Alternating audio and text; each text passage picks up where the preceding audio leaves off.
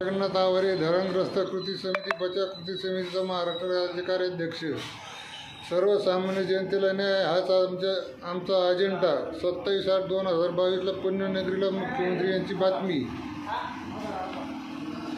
जनतेला न्याय शासन जनतेसाठी आहे, त्यांना त्रास व्हायला नको। मुख्यमंत्री एकनाथ शिंदे यांचे प्रशासनाला निर्देश।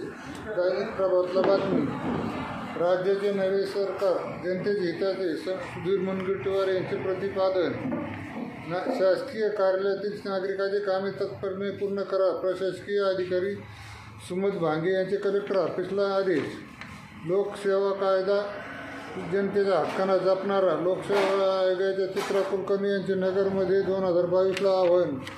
धरणग्रस्तांचे प्रलंबित प्रश्न वेदनाकार निर्माण करतात, गोकुळ दौंड। पुनर्वसन अधिकाऱ्याला आता धरणात फेकून द्या, मुंबई उच्च न्यायालयाचे सरकारला आदेश। न्यायालय अवमान प्रकरण अधिकाऱ्यांना शिक्षा। पुनर्वसन विभाग सचिव 5 जणांना 1 महिन्याची तुरुंगवास। अशा असताना प्रशासकीय अधिकारी धरणग्रस्तांना का वेठीस धरतात? याच्यामुळे माझा दिनांक 15 ऑगस्ट 2025ला जिल्हाधिकारी कार्यालयासमोर आंदोलन आत्मदहन आहे। प्रशासनाने 13/8/2025 पर्यंत दखल घ्यावी ही नम्र विनंती।